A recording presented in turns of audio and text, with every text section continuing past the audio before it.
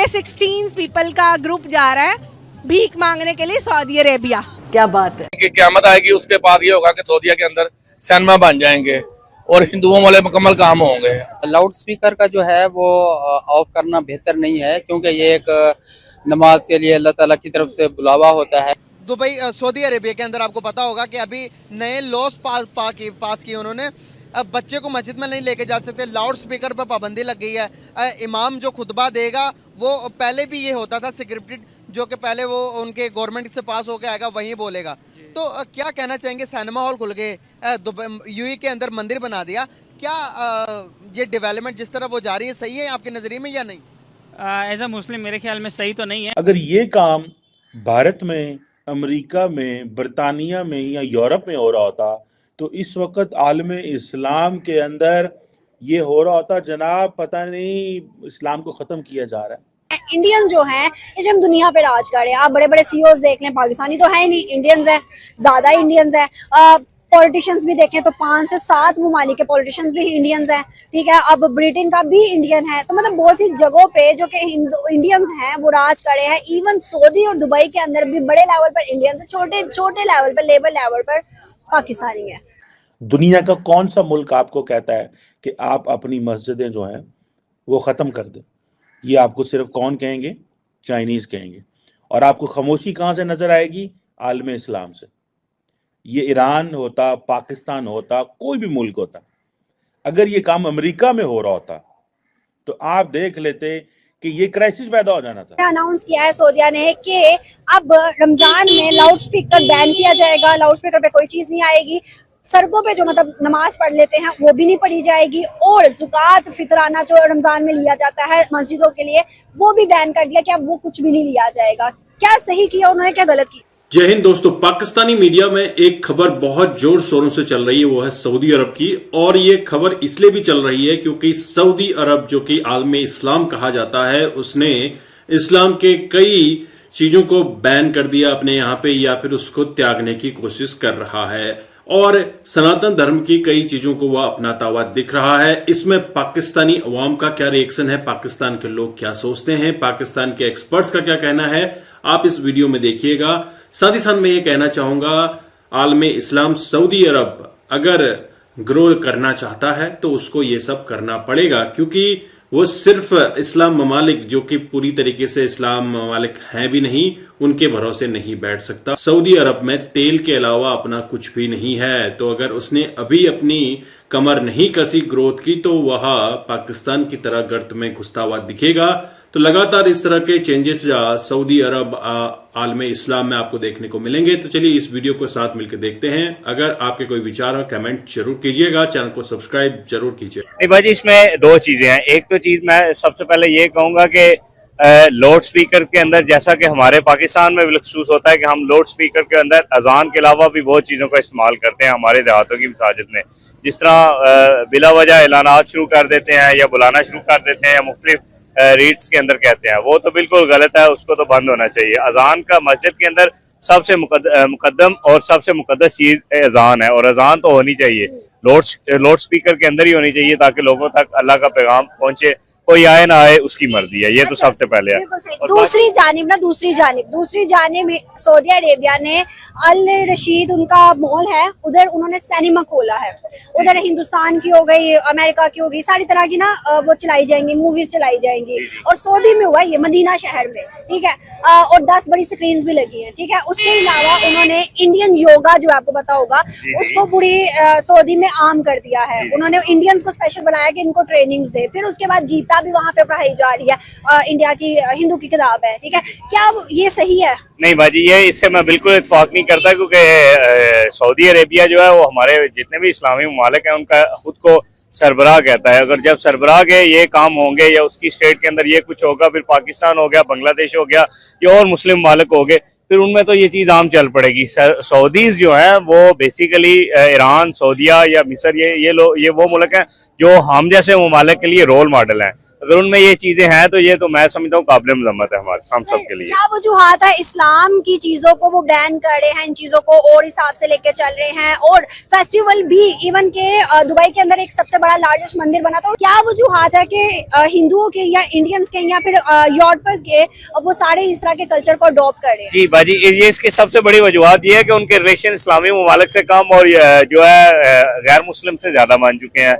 उनका आना जाना इंडिया में ज्यादा है। आपने देखा हालिया दिनों में उनका वो मोहम्मद बिन सलमान एक दौरा भी करके गया है। उसके अलावा उनका आना जाना जो है यूरोपीय ममालिक के साथ ज्यादा है। उनके लेन देन, उनके बच्चे, उनका खाना पीना, उनके टूरिस्ट सारा वो उधर ही करते हैं। तो सारी बात है, जब वो बंदे का किसी के साथ लेन देन मेल जोल उनके साथ होगा तो फिर वो उन्हीं का कल्चर अडॉप्ट करेगा। क्या आपको नहीं लगता कि उन्होंने सहूलियात दी हैं मुसलमानों को तभी वो उनकी तरफ जा रहे हैं? मेरी बहन, असल में ऐसा मसला नहीं है। ये तो हमारी स्टेट को समझना चाहिए ना, अवाम को समझना चाहिए। हम अपना इंतखाब ठीक करें ना। हमारी आदत मांगने वाली तो हमारे अंदर है ना, उनके अंदर तो नहीं है।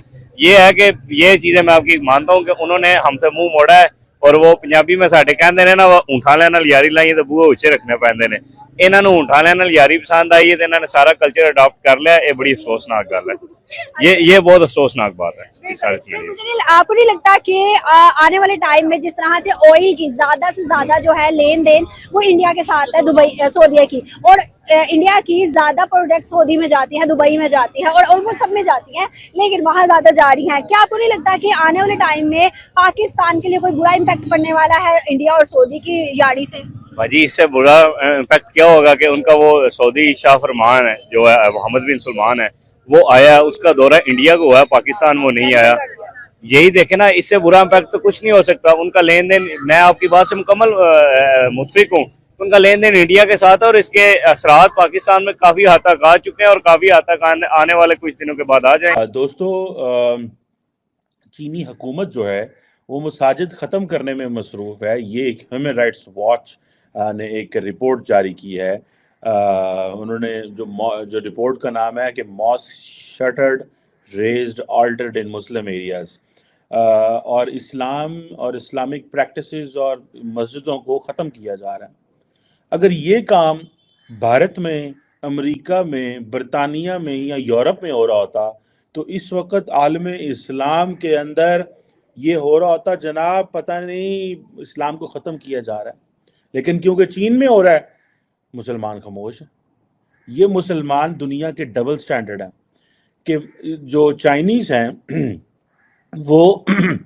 वो जिसे कहते हैं ना, मस्जिदें ख़त्म कर रही है इम्पॉर्टेंट एरियाज़ में, 2-3 इम्पॉर्टेंट एरियाज़ में। इसका नाम है मॉस्क कंसोलिडेशन पॉलिसी, और ये बेसिकली इनफैक्ट अगर देखा जाए तो this policy is against the freedom of religion, this policy is against the freedom of expression of religion and freedom of speech.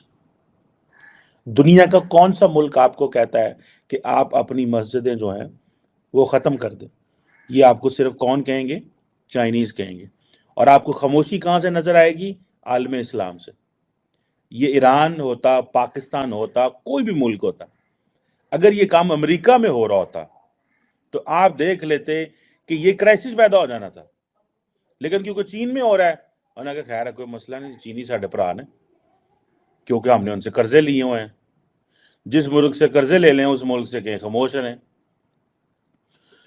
मस्जिदें बंद की जा रही हैं, डिमोलिश की जा रही हैं, और मस्जिदों को कन्वर्ट किया जा रहा है सेकुलर यूज के लिए। ठीक है जी। और मतलब ये है कि इस इस्लामिक आर्किटेक्चर फीचर बदले जा रहे हैं। ये जो डोम्स होते हैं मस्जिदों मसाजिद के ऊपर, मैं अमेरिका भी गया हूँ, मैं यूरोप भी गया हूँ, मैं मिडल ईस्ट गया हूँ, हमने पूरी दुनिया जितनी को मैंने ट्रैवल किया है, मैंने देखा है। अमेरिका के अंदर जो मुसलमान हैं दोस्तों, उन्होंने वो इजाज़तें ली हुई हैं कि वो कर सकते हैं जनाब, मीनार रख सकते हैं। अब तो ये इजाज़त ले ली है कि अजान की जो आवाज़ है वो बाहर आया करेगी, जो कि पाकिस्तान में भी नहीं है। इस तरह की इजाज़तें ले ली हैं। पहले पाकिस्तान में होता था कि शहर लेवल पे जो अजान वगैरह है उसको ऊंची आवाज़ में स्पीकर में कहा जाता था, अब बंद कर दिया गया है। अब गवर्नमेंट ने कहा है कि नहीं, इसको अंदर रखें। गांव वगैरह में आज भी, शहर में गांव जो अजानें हैं वो जो कॉल फॉर प्रेयर होती है वो स्पीकर में दी जाती है। दोस्तों, सऊदी अरब में कुछ चेंजेस पहले से होते आए हैं। जैसे कि आपने देखा, सऊदी अरब के स्कूल्स में बच्चों को गीता भी पढ़ाई जा रही है। ये आज का प्रश्न नहीं है, यह पिछले 5 सालों में चेंज हुआ है कि गीता को भी सऊदी अरब में उनके बच्चों के जहनों में डाला जा रहा है। और जो मौलवी मस्जिद में नमाज पढ़ाते हैं उनको इतना कहा गया है कि आप सिर्फ नमाज पढ़ाने के लिए हैं, नमाज पढ़ाइए और पब्लिक को होल्ड करने की आवश्यकता भी नहीं है।